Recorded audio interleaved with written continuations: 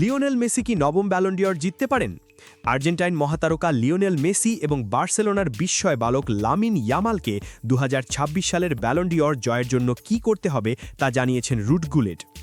একই সাথে গুলেট গোল.কমকে ব্যাখ্যা করেছেন কেন আর্জেন্টিনার কিংবদন্তি লিওনেল মেসির নবমবারের মতো এই পুরস্কার জয়ের সম্ভাবনাকে উড়িয়ে দেওয়া যায় না। মূলত এই গ্রীষ্মের ফুটবল বিশ্বকাপে যারা মাঠ কাঁপাবেন তাদের মধ্যে থেকেই কেউ একজন পৃথিবীর সেরা খেলোয়াড়ের এই মর্যাদাপূর্ণ খেতাবটি পেতে যাচ্ছেন। রোনালদোর চেয়ে 3টি ব্যালন ডি'অর এগিয়ে মেসি 2022 সালের কাতার বিশ্বকাপে এই গৌরব অর্জন করেছিলেন, যার মাধ্যমে আন্তর্জাতিক ট্রফির জন্য তার দীর্ঘ প্রতীক্ষার অবসান হয়েছিল। মধ্যপ্রাচ্যে নিজের দেশকে একটি স্মরণীয় বিশ্বকাপ ট্রফি জয়ে অনুপ্রাণিত করার পর পুরাতন বার্সেলোনা এবং পিএসজি প্লেমেকার তার 8ম ব্যালন ডি'অরটি নিজের করে নেন। তিনি এখন তার চিরপ্রতিদ্বন্দ্বী রোনালদোর চেয়ে 3টি ব্যালন ডি'অর এগিয়ে রয়েছেন। পর্তুগিজ তারকা রোনালদো 2017 সালে তার শেষ অর্থাৎ 5ম ব্যালন ডি'অরটি জিতেছিলেন। 41 বছর বয়সেও রিয়াল মাদ্রিদ এবং ম্যানচেস্টার ইউনাইটেডের এই কিংবদন্তি সৌদি প্রো লিগে দলের হয়ে দুর্দান্ত খেলে যাচ্ছেন।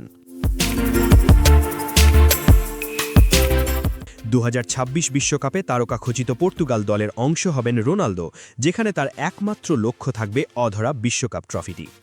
অধিনায়ক হিসেবে CR7 যদি তার কেরিয়ারের ট্রফি ক্যাবিনেটটি বিশ্বকাপের মাধ্যমে পূর্ণ করতে পারেন, তবে কি তিনি আবারও ব্যালন ডি'অরের আলোচনায় ফিরে আসতে পারেন? মেসি বা রোনালদো কি আরও একটি ব্যালন ডি'অর জেতার ক্ষমতা আছে? এমন প্রশ্নের জবাবে 1987 সালের ব্যালন ডি'অর বিজয়ী এসি মিলান ও চেলসির তারকা রুড গুলেট গোল.কমকে বলেন, মেসি যদি বিশ্বকাপে প্রভাবশালী ভূমিকা রাখতে পারে তবে অবশ্যই সম্ভব। তবে রোনালদো ঠিক এটাই চায় এবং পর্তুগাল দলটিও বেশ শক্তিশালী। ব্যালন ডি'অরের দৌড়ে এছাড়াও থাকবেন লামিন ইয়ামাল। পুরস্কারটি জেতার ক্ষেত্রে বার্সেলোনা সেন্সেশন লামিন ইয়ামালকে তুলনামূলক বেশি সম্ভাব্য দাবিদার মনে করা হচ্ছে। মাত্র 18 বছর বয়সেই তিনি ব্যালন ডি'অর ভোটে রানার্স আপ হয়েছেন এবং তার ট্রফি তালিকায় ইতিমধ্যেই লা লিগা এবং ইউরোর মতো বড় শিরোপা রয়েছে।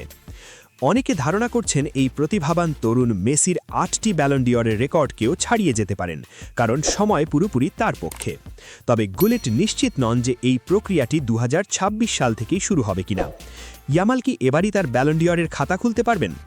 এই প্রশ্নের জবাবে পূর্ব ডাচ আন্তর্জাতিক তারকা গুলেট বলেন, আমার মতে এটা পুরোপুরি নির্ভর করছে বিশ্বকাপে আপনি কেমন পারফর্ম করছেন তার উপর।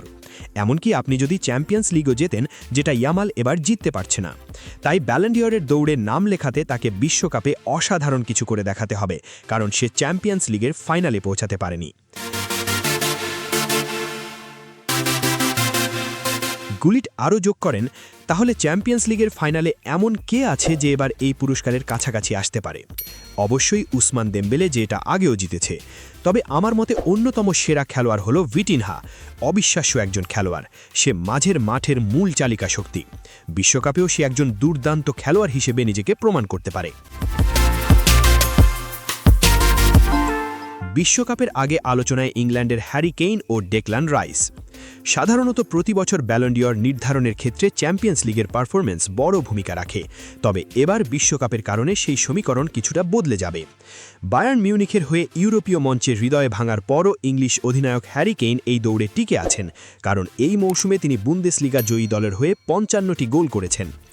অন্যদিকে আর্সেনাল তারকা ডেকলান রাইস চ্যাম্পিয়ন্স লিগের ফাইনাল খেলছেন এবং ঘরোয়াভাবে প্রিমিয়ার লিগ জয়ের লড়াইয়ে আছেন।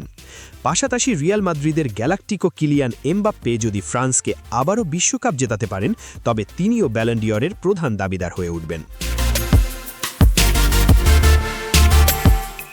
লাইক এবং সাবস্ক্রাইব করুন স্পোর্টস বাংলা আপডেট।